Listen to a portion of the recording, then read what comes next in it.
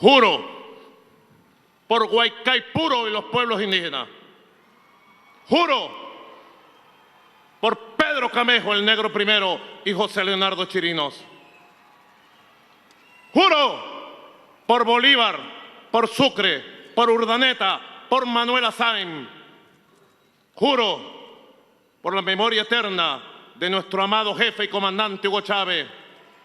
Y juro por el histórico, noble y aguerrido pueblo de Venezuela, ante esta Constitución, que haré cumplir todos sus mandatos, que haré cumplir todas las obligaciones de la Constitución y las leyes de la República, y que este nuevo periodo presidencial será el periodo de la paz, la prosperidad, la igualdad y la nueva democracia. Lo juro por la historia, lo juro por mi vida, y así cumpliré y cumpliremos, lo juro.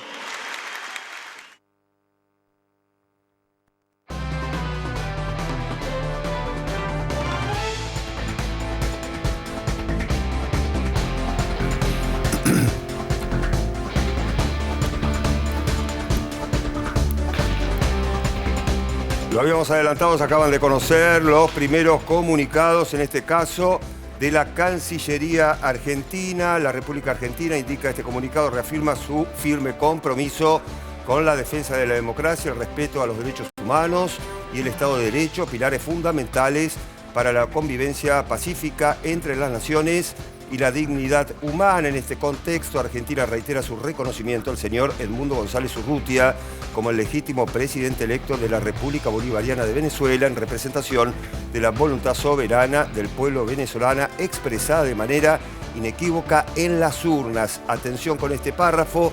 El gobierno argentino expresa su más enérgica condena al régimen de Nicolás Maduro, quien, mediante el uso de las fuerzas militares y grupos paramilitares, se han perpetrado ilegítimamente en el poder, sometiendo a su pueblo con prácticas sistemáticas de tortura, persecución y represión. Maduro y sus cómplices han demostrado ser violadores seriales de los derechos humanos. Bueno, parte del comunicado del gobierno argentino, luego de la asunción de Maduro, también el comunicado de la República Oriental del Uruguay. Allí reitera su condena al gobierno ilegítimo del presidente de facto de Venezuela. Así comienza justamente este comunicado. Bueno, hay muchos más comunicados de diferentes naciones, en este caso el de la República Argentina, este que estamos compartiendo, el de la República Oriental del Uruguay, Leticia, Allí está, lo que están describiendo estos comunicados importantes minutos después de la asunción de Nicolás Maduro, horas después de que se produzca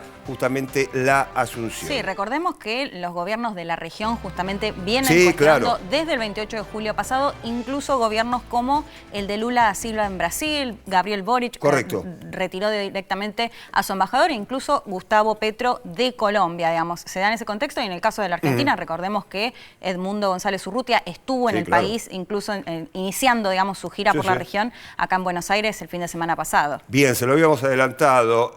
Atención, la palabra de María Corina Machado, luego de la asunción de Nicolás Maduro. Decía esto. Venezolanos, hoy 10 de enero dejo un registro para nuestra historia de la libertad de Venezuela. Ayer, 9 de enero, centenares de miles de venezolanos salimos a la calle con civismo, coraje y con un profundo amor. Más de 180 protestas tuvieron lugar en toda Venezuela y más de 150 ciudades en el mundo se activaron. Cada uno de los venezolanos que salió a la calle representa lo mejor de lo que somos, y a los millones que conformamos la nación venezolana, afuera y adentro. Yo lo vi junto a ustedes. Ese río crecido tricolor es lo más poderoso que he visto en mi vida y me llena de orgullo, porque a pesar del despliegue de una fuerza represiva brutal, derrotamos el miedo. Ustedes son unos valientes. Ayer se ratificó mi profunda confianza que la libertad está cerca. Ellos ayer perdieron. La militarización total de Caracas y otras ciudades es una demostración de quién le tiene miedo a quién, de cuánto miedo le tienen al pueblo. Hoy, 10 de enero, Maduro consolida un golpe de Estado. Frente a los venezolanos y frente al mundo, decidieron cruzar la raya roja que oficializa la violación a la Constitución Nacional. Pisotean nuestra Constitución. Maduro viola la Constitución, además flanqueado por los dictadores de Cuba y de Nicaragua. Esto lo dice todo.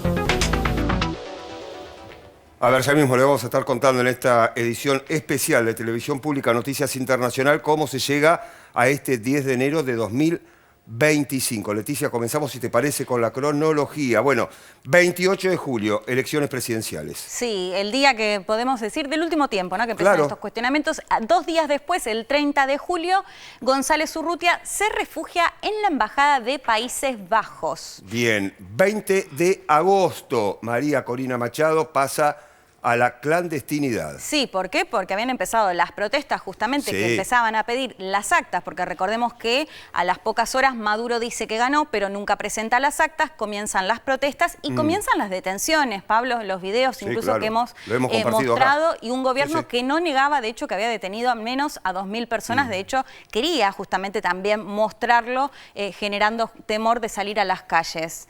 El siguiente paso, que va en la misma línea... el 8 de septiembre, ¿no? Edmundo González Urrutia viaja a España. Exactamente, y viaja a España porque la justicia venezolana emite una orden de detención contra González Urrutia y por eso es que viaja a España. Se da en ese contexto. Bueno, seguimos repasando, ¿no? Lo que ha sucedido, todo lo que ha sucedido hasta este 10 de enero. Del 4 al 9 de enero, Edmundo González Urrutia en Argentina, Uruguay, Estados Unidos, Panamá y también República Dominicana. Recién dábamos cuenta de algunos encuentros con mandatarios que ha tenido, inclusive aquí en la República Argentina. Así es, el 7 de enero María Corina Machado convoca una marcha opositora en toda Venezuela, que se realizó ayer, no solo en Venezuela, sino en más de 100 países en todo el mundo, sobre todo, por supuesto, a cargo de venezolanos en el extranjero. Recordemos que casi 8 millones de venezolanos están fuera de su país. Bueno, lo que sucedió ayer, ayer 9 de enero, claro, multitudinaria marcha opositora en Venezuela y supuesta detención y liberación de María Corina Machado.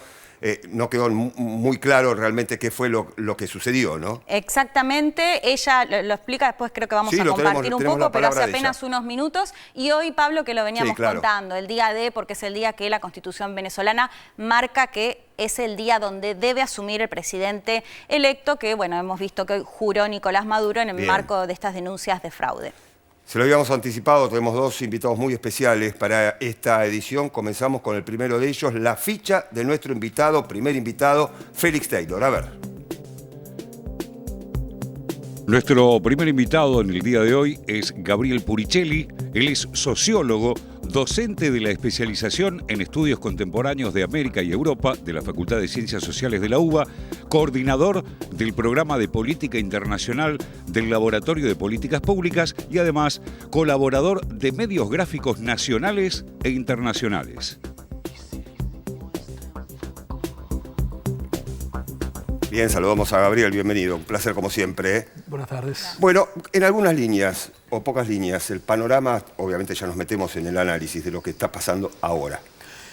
Una situación muy patente de aislamiento internacional del régimen de Maduro. Se ve en la poca asistencia de países de América Latina, en el bajo nivel de la representación, aún de países que han reconocido el resultado, y en declaraciones como la de hace pocas horas del vocero del secretario general de las Naciones Unidas, Antonio Guterres, expresando simpatía por la frustración de una gran parte de los venezolanos y reclamando la liberación de los presos políticos. Bien, vamos con nuestro segundo invitado, Félix Taylor, su ficha, a ver. Aquí está, Pablo, exactamente. Vamos a presentar a nuestro segundo invitado en esta edición internacional de Televisión Pública Noticias. Estamos hablando de Juan Negri. doctor en Ciencias Políticas por la Universidad de Pittsburgh en Estados Unidos, director de las carreras de Ciencia Política y Estudios Internacionales de la Universidad de Itela, fue consultor del BID, la Unión Europea y el Banco Mundial. Además, autor de artículos y capítulos del libro de su especialidad y campo de investigación, instituciones políticas e impacto de las políticas públicas. Bienvenido, Juan, un placer. Un placer, el placer es mío. Al contrario.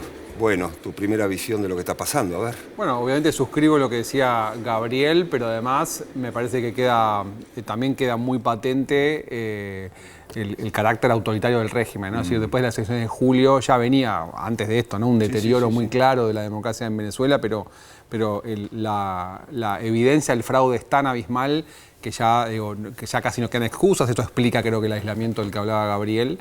Y también cómo la oposición tiene armas muy limitadas, ¿no? Es decir, tal vez estos intentos de movidas mediáticas, para llamar de una manera, que busquen impacto, la llegada eventual que al final no ocurrió de Edmundo González Urrutia, etc. Sí. Pero la verdad que impotencia, me parece, ¿no? Porque hoy asumió Maduro y no hay vistas de que esto se pueda resquebrajar. Les hago la pregunta abierta para quien quiera contestar.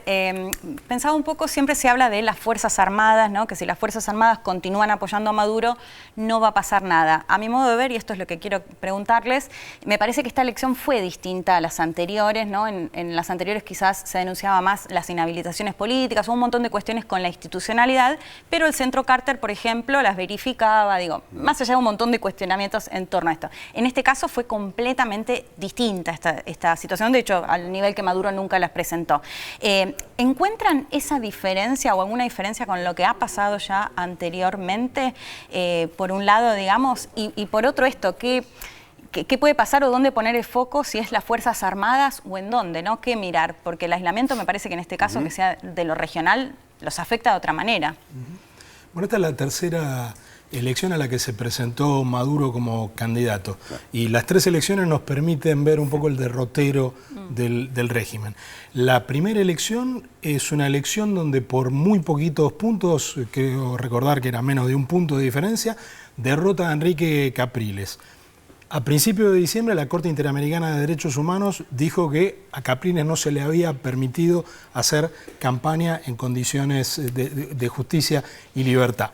Esa elección es una elección que resulta competitiva el día de la elección, pero que no es una elección justa durante la campaña. La siguiente elección también revela un poco las contradicciones de la oposición, porque la fuerza más importante de la oposición decide directamente no participar. Con lo cual, Maduro básicamente en esa segunda elección le gana a nadie. En esta tercera oportunidad, donde sí se presenta la oposición, donde las condiciones que sufrió Capriles fueron igualmente injustas para Gonzalo Urrutia y fueron aún peores para María Corina Machado, que gana las primarias de la oposición y no se le permite presentarse, y como lo decía Juan recién, directamente se falsean los resultados. Ese, de alguna manera, es el derrotero del régimen contado según las características que tuvo cada una de las tres elecciones. Un derrotero cada vez más grande. Claro, ¿no? ¿Coincidís? Sí, coincido. Creo que, volviendo un poco a lo que decía Leticia, hay un cambio. Yo creo que hay una estrategia de la oposición, una oposición que, dicho, hay que decirlo, flirteó con el golpismo contra Chávez al principio, y que se modera y se unifica y tiene un mensaje ahora muy, muy fuerte y una estrategia mucho mejor.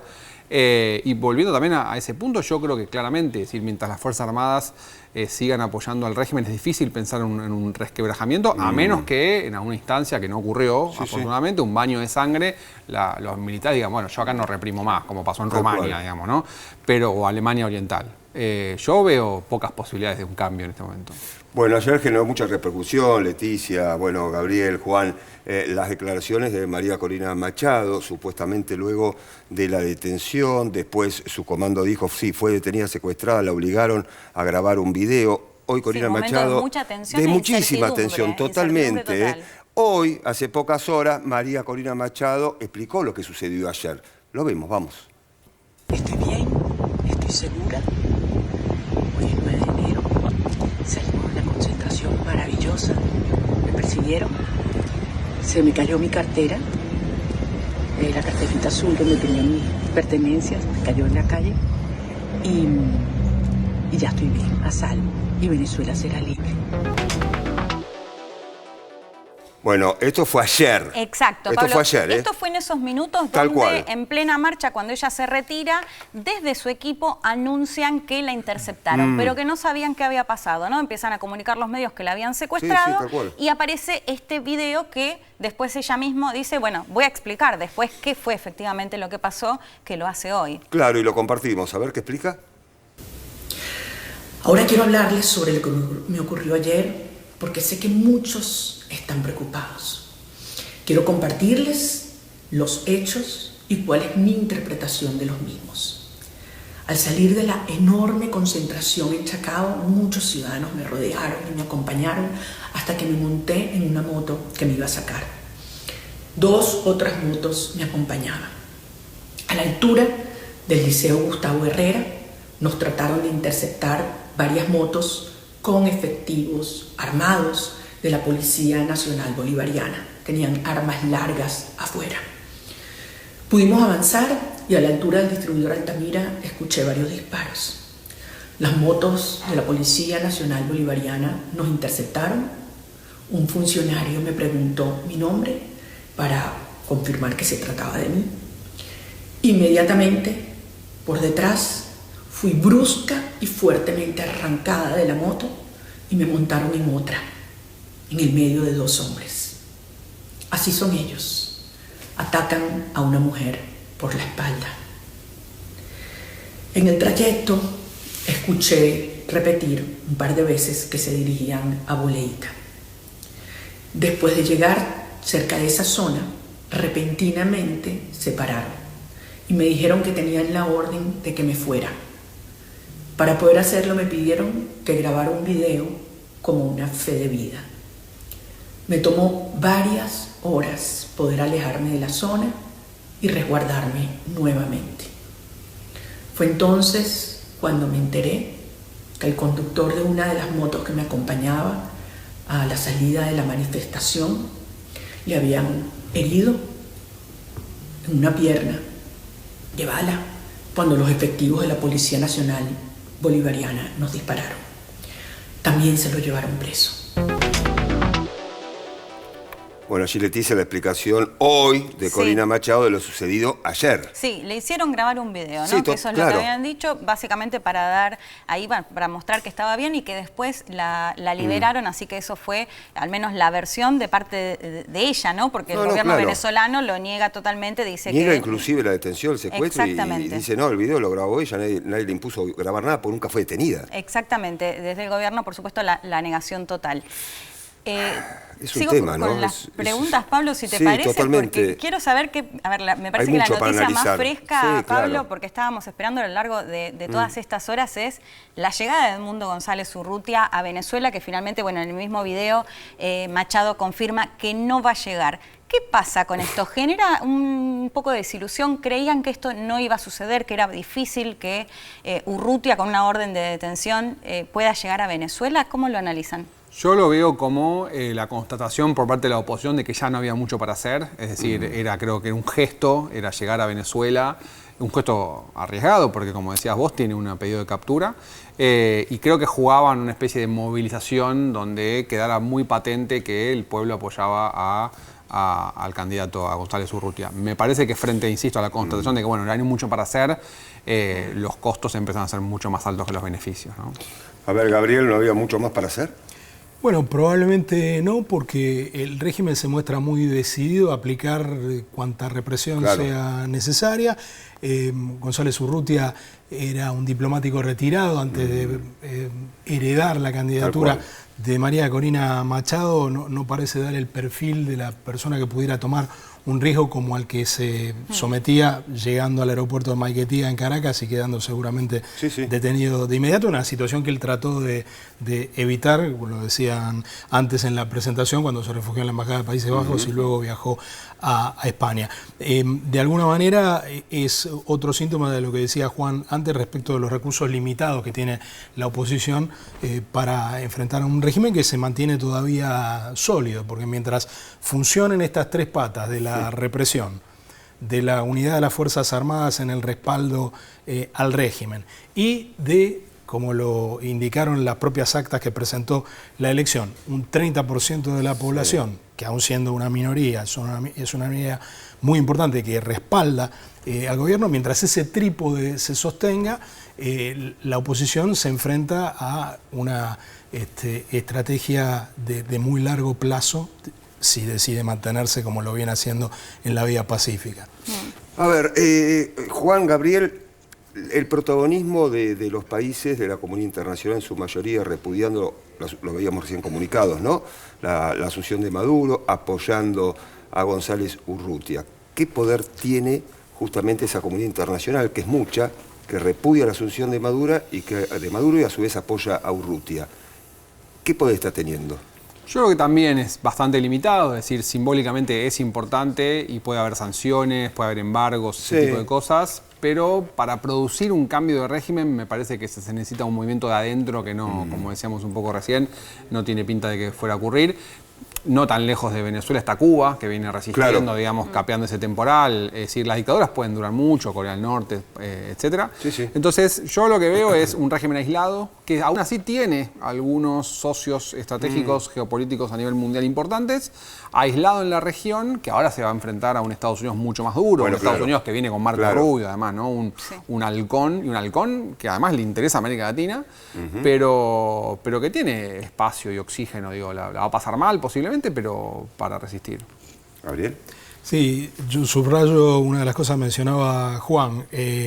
Lo que cambia en Estados Unidos y puede ser importante para el futuro de Venezuela, no solo el color político del gobierno, sino que no estamos ante una mera repetición del primer gobierno de Trump, sino que nos encontramos con un secretario de Estado que, a diferencia de todos los secretarios de Estado que tuvo Trump en su primer gobierno, está muy interesado en América Latina. Marco Rubio considera que la capital de América Latina es Miami, el peso del grupo de Florida en esta administración, en esta segunda administración Trump, es muy importante y hay que prestarle atención a esto. Pero efectivamente los regímenes caen no por el grado de aislamiento internacional que puedan tener, sino por el cambio de las condiciones internas, ya sea que enfrenten movilizaciones fuertes, ya sea que caigan en su propia trampa, como le sucedió a Pinochet con el plebiscito de 1988, o porque el propio régimen ve una posible continuidad si las elecciones fueran más libres, como puede haber sido el caso de Brasil, donde quienes dieron el golpe consideraban la tarea que se habían propuesto en 1964 cumplida y que con elecciones se podía garantizar un statu quo que se parecía en alguna medida al de la dictadura. Estas condiciones no se reúnen en Venezuela y el régimen tiene todo el aspecto de ser un régimen que no solo está en un callejón de difícil salida, sino que cada una de sus acciones angosta ese callejón. Bueno, vamos a seguir, por supuesto, analizando Venezuela, pero Juan y Gabriel se quedan con nosotros un rato más.